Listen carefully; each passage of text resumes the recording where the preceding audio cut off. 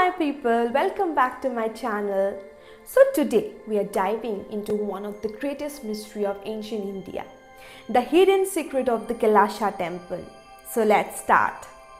A 300-foot temple carved from a single mountain, no cranes, no cement, and this wasn't built from bottom to top. It was carved from top to bottom. So stay till the end because the biggest mystery of this temple is something most people never noticed.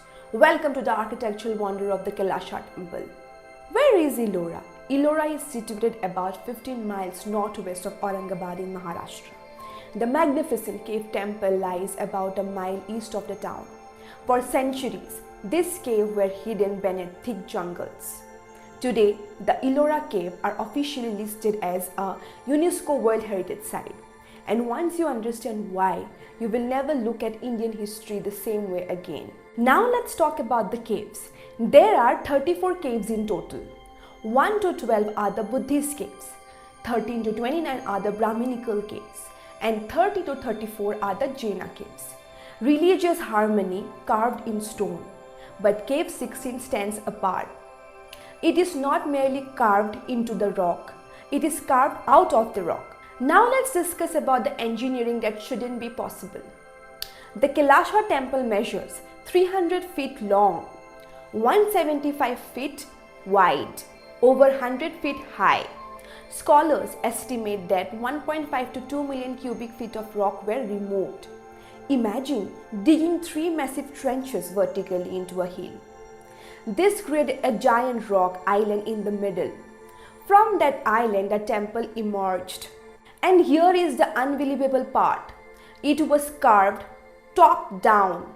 One wrong strike, one miscalculation, the entire structure ruined. No scaffolding was used, only hammer and chisels were used. Even modern technology would find it difficult. Yes.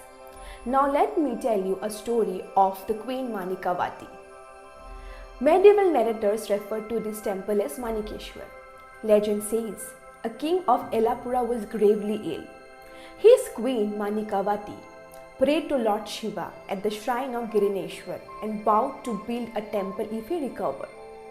After bathing in the sacred water near Ellora, the king was cured. The queen then fasted until she could see the shikhara of the temple. An architect named Kailasa accepted the impossible challenge. He began carving from the top so that the shikhara would appear first. Within a week, the crown was visible. Either way, the top-down technique remains central.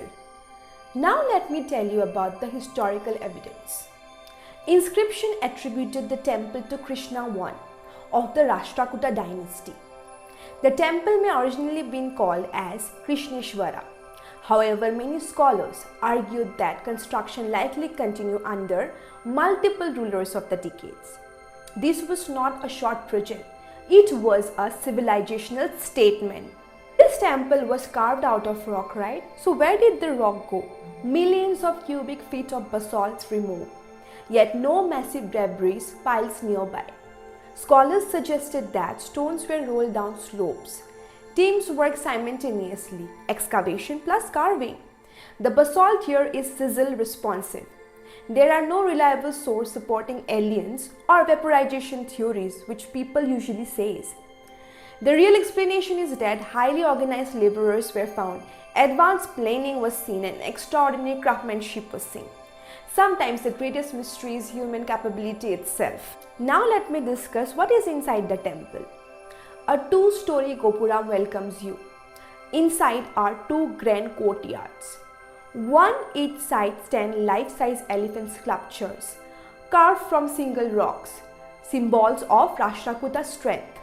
The Vimana rises 96 feet octagonal in form, typically a Dravidian style. The structure includes the Garvagriha, the Antarala, the Sabha Mandapa, the Adra Mandapa, the Agra Mandapa, the Nandi Mandapa connected by a rock-cut bridge. The plain features elephants appearing to hold the entire temple, stone engineered to look alive. Now let's talk about the epic in stones. 7 rows depicts the Ramayana. Rama's exile, Sita's abduction, Hanuman crossing the ocean, the bridge to Lanka, and 7 rows depicting the Mahabharata. Krishna's childhood, Arjuna's penance, the Great War. This is not decoration, this is civilizational storytelling in granite.